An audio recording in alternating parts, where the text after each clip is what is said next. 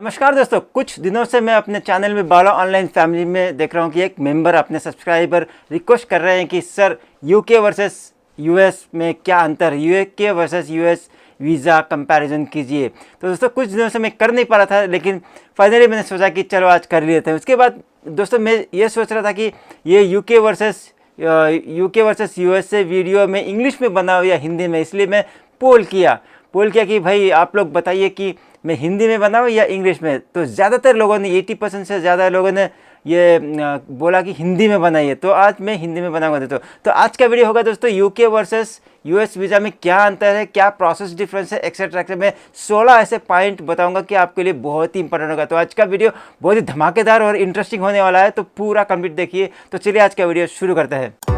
Tired of watching many YouTube videos on visa tips but still not satisfied? I will help you with my experience and knowledge. Subscribe my channel for regular videos. Thank you. Difference दोस्तों UK versus US में है कि application. दोस्तों UK में जो होता है application online होता है, लेकिन उसका हार्ड कॉपी प्रिंट लेके आपको वीएफएस ऑफिस में जमा करना पड़ता है, वो मैंडेटरी है। लेकिन दोस्तों जब यूएस की बात करते हैं DS-760, तो आपको पता है कि ऑनलाइन फिलअप करते हैं, सिर्फ ऑनलाइन ही होगा। आपको हार्ड कॉपी कहीं पे जमा करने की ज़रूरत नहीं है, लेकिन आपको कैरी करना पड़ेगा फॉर रेफरेंसेस, अगर वो पूछेंगे तो बताने के लिए। लेकिन आपको ये कॉपी कहीं पे जमा करने की ज़रूरत नहीं है। Application UK hard copy and soft copy, और US only online soft copy. दोस्तों दूसरा पॉइंट है कि सबमिशन। एप्लीकेशन आपने फिलअप कर दिया, ऑनलाइन हो ऑफलाइन हो, लेकिन कहाँ पे सबमिट करें। दोस्तों जब यूके की बात करते हैं, आपको एप्लीकेशन ऑनलाइन भी सबमिट करना पड़ेगा और हार्ड कॉपी लेके पासपोर्ट के साथ वीएफएस ऑफिस में जमा करना पड़ेगा। दोस्तों जब मैं यूएस की बात करता हूँ, सिर्फ ऑनलाइन ही आपको सबमिट करना पड़ेगा, बस उतना ही, और कोई हार्ड कॉपी कहीं पे जमा करने की ज़रूरत नहीं है। अगला पॉइंट है दोस्तों कि पासपोर्ट कहाँ पे जमा कर रहे हैं। यूके की बात करूँ तो मैं पासपोर्ट आपको वीएफएस ग्लोबल ऑफिस में जमा करना पड़ेगा, और जब यूएस की बात करूँ तो दोस्तों आपको US embassy nothing but consulate officer को देना पड़ेगा फिजिकली आपका पासपोर्ट, नथिंग बट एम्बेसी में ही डायरेक्टली आपको पासपोर्ट सबमिट करना पड़ेगा, वो अंतर है। ठीक है, जब यहाँ पे मैं वीएफएस का नाम ज़्यादा लूँगा ताकि मतलब ये एजेंट है, आपको पता, आपके सबको ये क्वेश्चन रहेगा कि वीएफएस क्या होता है। वीएफएस है एक एजेंट दोस्तों जो हर किसी इंटरनेशनली बहुत सारे एम्बेसीज का वो लाइसेंस करता है, मतलब मीडिएटर की तरह डॉक्यूमेंटेशन वर्क करता है और कोरियर सर्विस करता है। होप आपको थोड़ा सा आइडिया मिल गया। अगला पॉइंट है दोस्तों इंटरव्यू। यूके वीज़ा में आपका इंटरव्यू नहीं होता है दोस्तों। जो लोग नया से अप्लाई करते हैं एजेंट के थ्रू या डायरेक्टली, उनको बोला जाता है कि आपको एम्बेसी जाना पड़ेगा, इंटरव्यू देना पड़ेगा। एक्चुअली वो एम्बेसी नहीं होता है दोस्तों, आपको जाना पड़ेगा वीएफएस ऑफिस और आपको डॉक्यूमेंट और अपना पासपोर्ट सबमिट करना पड़ेगा और थंब इम्प्रेशन जो भी ये बायोमेट्रिक्स देना पड़ेगा। वो इंटरव्यू नहीं है, मतलब वो फॉर्मेलिटी से और डॉक्यूमेंट सबमिशन करना पड़ेगा और आपका बायोमेट्रिक्स देना पड़ेगा दोस्तों। जहाँ पे मैं यूएस की बात करता हूँ, आपको इंटरव्यू कंपलसरी देना ही पड़ेगा, वो मैंडेटरी है। विदाउट इंटरव्यू आपका ये यूएस वीज़ा प्रोसेस कंप्लीट नहीं होगा।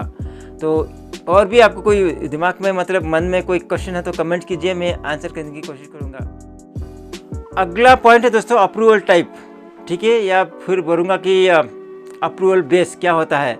यूके की बात करो तो अप्रूवल बेस्ड ऑन डॉक्यूमेंट्स होता है दोस्तों, डिटेल्स एंड डॉक्यूमेंट के बेसिस पे वो अप्रूव करते हैं आपके एप्लीकेशंस। लेकिन मैं यूएस की बात करूँ तो दोस्तों, हालांकि हम डिटेल्स फिलअप करते हैं, बहुत सारा डिटेल्स ऑनलाइन फिलअप करते हैं DS-160 में, और डॉक्यूमेंट्स भी इतना सारा कैरी करते हैं, लेकिन प्योरली आपका ये यूएस वीज़ा अप्रूवल होगा आपके इंटरव्यू के बेसिस पे दोस्तों। 99% आपका आपका वीज़ा अप्रूवल इंटरव्यू पे ही होगा।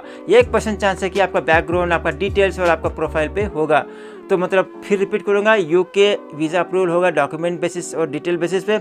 यूएस वीज़ा अप्रूवल होता है प्योरली ऑन इंटरव्यू बेसिस, वो 20 to 25 सेकेंड्स का जो आपका इंटरव्यू लेते हैं उसी बेसिस पे होता है दोस्तों। अब बात करते हैं कि कॉम्प्लिकेशंस के बारे में। दोस्तों अगर मैं कहूँ तो जो मैंने दोनों वीज़ा अप्लाई किया है, दोनों जगह गया हूँ मैं, यूके वीज़ा एप्लीकेशन बहुत ही कॉम्प्लिकेटेड है दोस्तों। आप मानोगे नहीं, आपको लगेगा कि यूएस का कॉम्प्लिकेटेड है, नहीं, यूके का बहुत ही कॉम्प्लिकेटेड है दोस्तों।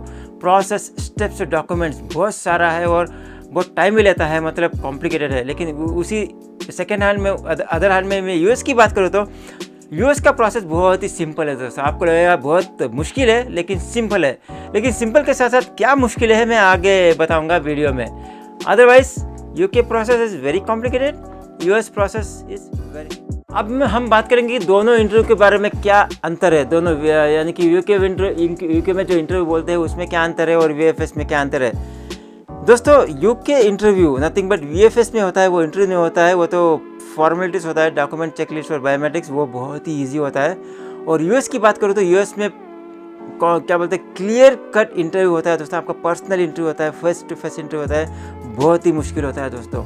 वीएफएस में आप टाइम स्पेंड करेंगे अबाउट 15 to 20 मिनट्स, ठीक है, डॉक्यूमेंट चेकलिस्ट करो, थंब इम्प्रेशन दो वगैरह वगैरह। लेकिन दोस्तों वीएफएस छोड़ के यूएस की इंटरव्यू बोले तो थंब इम्प्रेशन डॉक्यूमेंट तो पहले दे सकते, ये पहले किए होंगे आप, लेकिन जब इंटरव्यू होगा सिर्फ 20 या 25 मिनट तक, 25 सेकंड तक होगा, मैक्सिमम 1 मिनट, लेकिन वो बहुत ही मुश्किल होता है दोस्तों।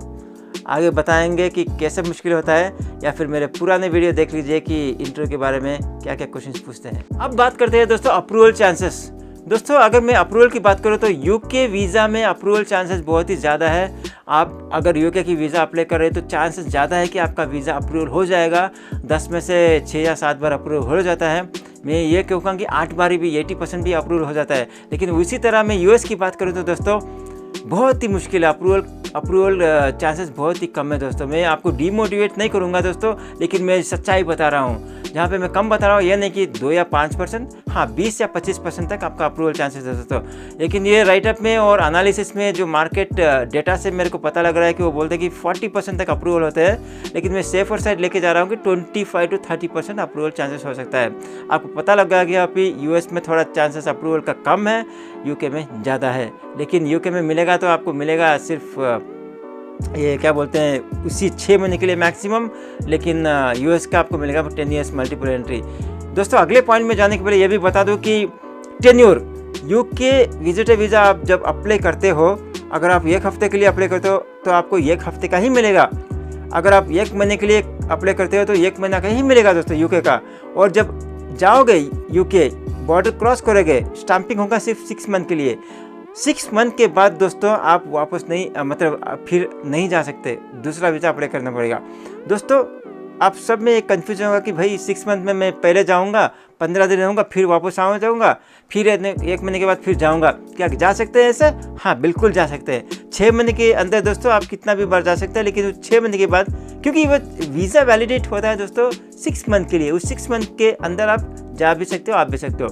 जब मैं यूएस की बात करूंगा दोस्तों, आप भले 15 दिन के लिए अप्लाई करो या 1 महीने के लिए अप्लाई करो, आपको मिलेगा डिफ़ॉल्ट, ज़्यादातर लोगों के लिए 10 साल के लिए मिलता है मल्टीपल एंट्रीज, ठीक है। किसी किसी को मिलता है कि 1 साल का, 2 साल का, लेकिन 99% लोगों को मिलता है 10 ईयर्स मल्टीपल एंट्री, ठीक है। जब आप जाते हो यूएस में, बॉर्डर इमिग्रेशन में जब चेक करते हो दोस्तों, बाय डिफ़ॉल्ट जैसे यूके का है 6 महीने का सील मारेंगे, 6 महीने तक आप यूएस में लीगली रह सकते हो, कोई हटा नहीं सकता। लेकिन मेरा एडवाइस वही है कि जैसे मैं पहले कहता हूँ, जितने दिन के लिए आपने वीज़ा अप्लाई किया था, जितना आपका काम है वो करके वापस आ जाए। अगर 15 दिन का काम है वापस आ जाए 15 दिन में। अगर 1 हफ्ते का काम है, सिर्फ आपको इंटरव्यू अटेंड करना है, आ जाना है, प्लीज़ इंटरव्यू या फिर मीटिंग अटेंड करके वापस आ जाइए, वहाँ पर रहना मत। अगर आप ज़्यादा रहोगे तो रिन्यूअल करने में आपको बहुत दिक्कत होगी, ठीक है। आप समझ गए, यूके वीज़ा है सिर्फ 6 मंथ के लिए validity, single entry, sorry multiple entry 6 month, और यूएस वीज़ा है मल्टीपल एंट्री 10 ईयर्स वैलिडिटी। मैंने एक पॉइंट पहले बता दिया, फिर से मैं रिपीट कर रहा हूँ, अप्रूवल का बेस क्या होता है दोनों इंटरव्यू में। यूके में दोस्तों अप्रूवल का बेस होता है डॉक्यूमेंट्स, प्योरली डॉक्यूमेंट्स, और आपका history, background, everything, background details और डॉक्यूमेंट्स के ऊपर बेसिस पे यूके वीज़ा अप्रूव होगा। लेकिन यूएस का वीज़ा दोस्तों प्योरली आपकी इंटरव्यू असेसमेंट पे बेसिस होगा दोस्तों। अगर आपका इंटरव्यू सही रहा तो आपका वीज़ा अप्रूव होगा, नहीं तो रिजेक्ट हो पाएगा, भले आपका प्रोफाइल कितना भी स्ट्रांग हो या फिर आपका डिटेल्स जो भी डॉक्यूमेंट्स कितना भी स्ट्रांग हो, वो इमीडिएटली उधर ही असेस करेंगे दोस्तों आपको। पहले तो छोटा सा DS 160 आपने जो फिलअप किया है वो डिटेल्स देखेंगे DS 160 से, हार्ड कॉपी तो बहुत दूर की बात है, हाथ ही नहीं लगाएंगे वो। लेकिन जब जो 4 या 5 सवाल करते हैं वो, उस सवाल से वो असेस कर लेंगे आपको कि आपको अप्रूव करना है या रिजेक्ट करना है। तो ये इंटरव्यू दोस्तों बहुत ही इम्पॉर्टेंट एस्पेक्ट है इस यूएस वीज़ा प्रोसेस में। इसलिए हर वक्त कहता हूँ कि आप तैयार कीजिए इंटरव्यू के लिए, डॉक्यूमेंट सही है। लेकिन और एक चीज़ है कि डॉक्यूमेंट और डिटेल के बेसिस पे ही आप इंटरव्यू प्रिपेयर कर पाओगे। इसलिए इंटरव्यू प्रिपेयर करना बहुत ही इंपॉर्टेंट है। इंटरव्यू देते हुए कॉन्फिडेंस लाना बहुत ही इंपॉर्टेंट है। मैं कॉन्फिडेंस का मतलब ये नहीं बता रहा हूँ कि आपको हाई फंडा इंग्लिश बात करना पड़ेगा, इतना एक्सेंट में बात करना पड़ेगा, ऐसा कुछ नहीं है। जो भी बोलना है क्लियर कट बोलना है, सिंपल में बोलना है, कॉन्फिडेंटली बोलना है। जो भी आप बोल रहे हो लगना चाहिए कि आप सच बोल रहे हो, आप जेन्युइन हो। बस यही एक फंडा है, ट्रिक है वो यूएस वीज़ा इंटरव्यू पास कर। अब दोस्तों सोचिए कि आपने डॉक्यूमेंट कर दिया, डिटेल भेज दिया और आपने वीएफएस में डॉक्यूमेंट भी भेज दिया यूके के लिए, यूएस में भी आपका इंटरव्यू भी हो गया दोस्तों, पासपोर्ट दोनों जगह जमा हो गया। अब ये सवाल है कि पासपोर्ट दोनों जगह जमा होने के बाद, ठीक है, सभी फॉर्मेलिटीज़ खत्म होने के बाद कितना टाइम लगेगा आपका वीज़ा पासपोर्ट के साथ या आपका पासपोर्ट वीज़ा के साथ आने के लिए। दोस्तों यूके में अगर एक्सपेडाइट एंट्री आप डाल रहे हो एक्स्ट्रा के लिए, यानी कि फास्ट ट्रैक में अप्लाई करते हो यूके वीज़ा, आपको 5 बिजनेस डेज में आ जाएगा। 5 वर्किंग डे के अंदर, 5 वर्किंग डेज के अंदर आपका यूके वीज़ा आ जाएगा। और लेकिन यूके आप फास्ट ट्रैक में अप्लाई नहीं करते हो, नॉर्मल में करते हो तो आपको 2 हफ्ता लगेगा। जब मैं यूएस की बात करता हूँ दोस्तों, भले आप फास्ट ट्रैक में करो या नॉर्मल में करो, जैसे आपका वीज़ा अप्रूव हो जाता है 3 दिन के अंदर आपका पासपोर्ट आपके हाथ में आ जाएगा। 3 वर्किंग डेज, 3 बिजनेस डेज के अंदर आपका पासपोर्ट आ जाएगा। जब मैंने यूके का वीज़ा अप्लाई किया था 5 दिन के अंदर आ गया था, फास्ट ट्रैक में था। और यूएस का वीज़ा जब अप्लाई में किया था 3 दिन के अंदर गया था दोस्तों। आज मैंने इंटरव्यू पास किया, नेक्स्ट डे कल आ गया मेरे को एसएमएस कि आपका पासपोर्ट रेडी है, परसों कॉल आ गया कि आपका पासपोर्ट रेडी है। मैं परसों यानी कि दोपहर में जाके पासपोर्ट ले लिया, हालांकि वो सुबह आ गया था। मतलब मैं 3 दिन में देखूँगा, 2.5 दिन में पासपोर्ट आ गया था, उतना फास्ट है। तो अगली पॉइंट है दोस्तों, हर जगह आपने सुना होगा, मतलब इतने वीडियोस आपने देखे होंगे और इतने एजेंट लोगों ने भी बात किया होगा, जो यूएस जाके उन्होंने बात किया होगा। दोस्तों मैं कोशिश करता हूँ अपने वीडियो में कि जो अपना पर्सनल जो एक्सपीरियंस है वही शेयर करूँ, और थोड़ा सा रिसर्च करके भी। मैं कोई मतलब घुमा फिरा के और यानी कि झूठे वादे नहीं करता हूँ, कोई यूज़ नहीं है, और मैं पैसे के लिए भी नहीं कर रहा हूँ, मेरे को कुछ मिल नहीं रहा है इसमें, इसलिए मैं जो है सच वही बता दे रहा हूँ डायरेक्टली। दोस्तों ट्रैवल हिस्ट्री, सभी लोग बोलते हैं कि ट्रैवल हिस्ट्री इंपॉर्टेंट है।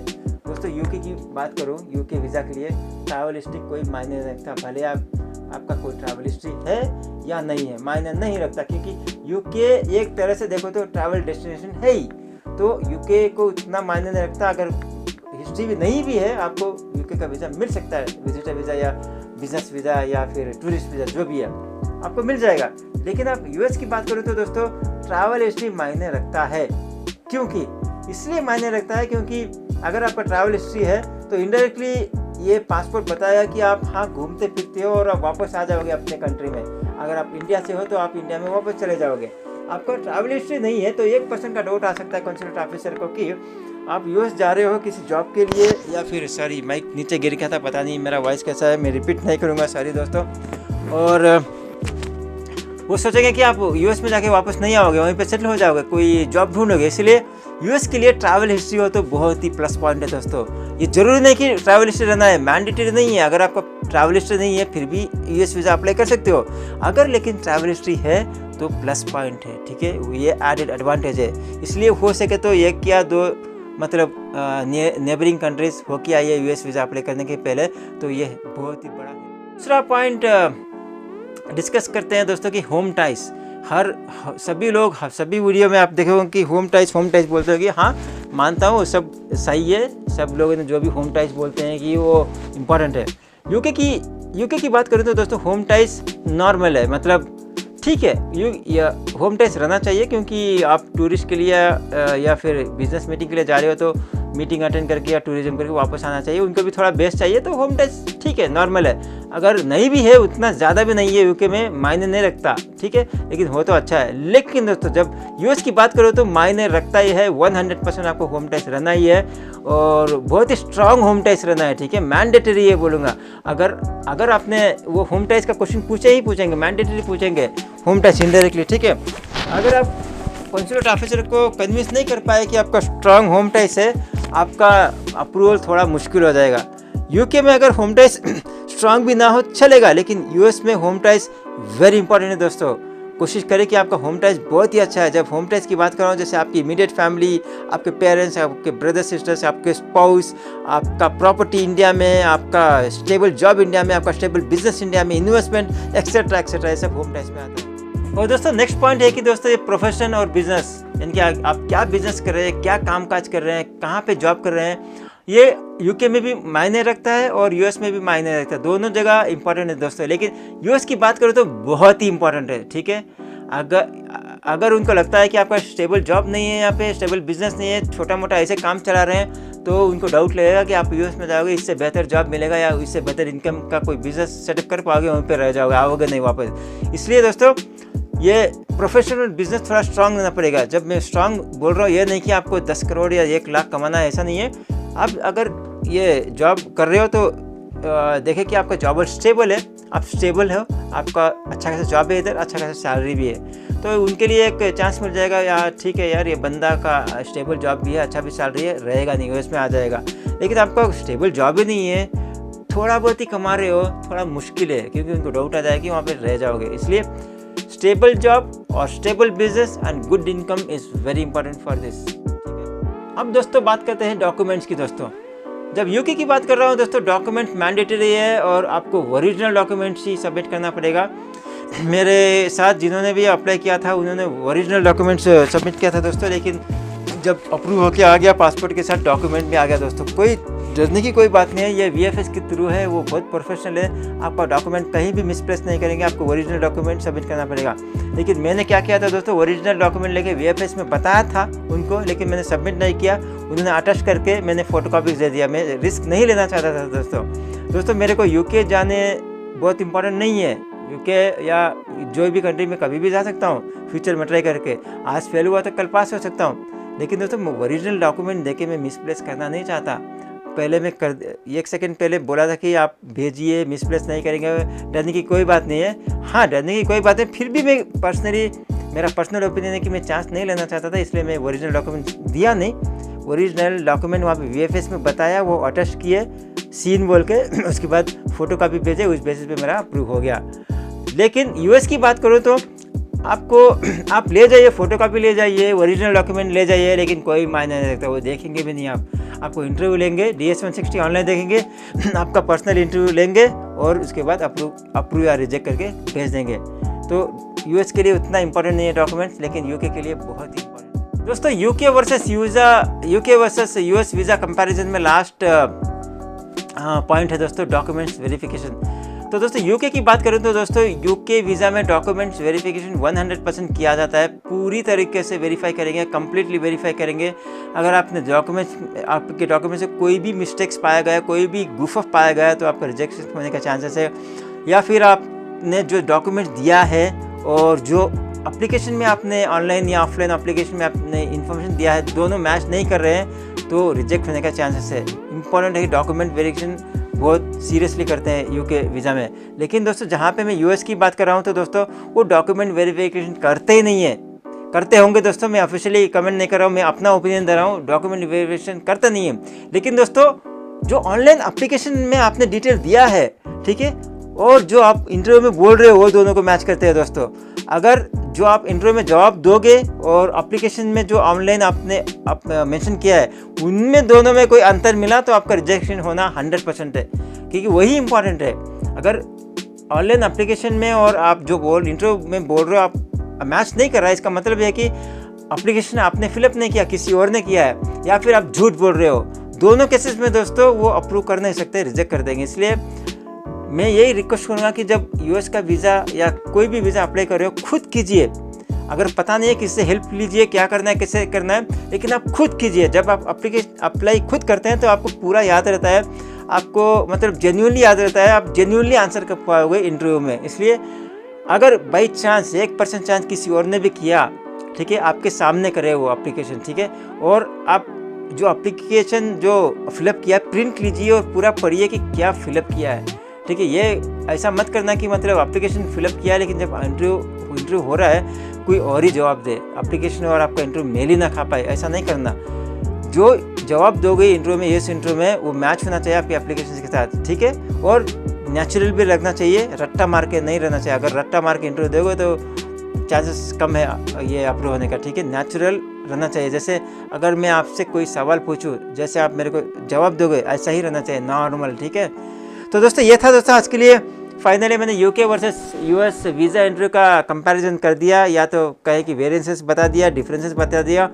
अगर फिर भी आपके मन में कोई भी सवाल है यूके वर्सेस यूएस वीज़ा में, कमेंट कीजिए, मैं आंसर करने की कोशिश करूँगा। और अगर ये वीडियो आपको अच्छा लगे तो लाइक कीजिए, और आपको लगता है कि किसी के लिए यूज़ हो सकता है तो शेयर कीजिए।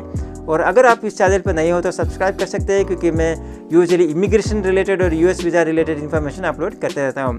तो चलिए दोस्तों, आज के लिए इतना ही। अगले वीडियो तक नमस्ते, टेक केयर, बाय बाय।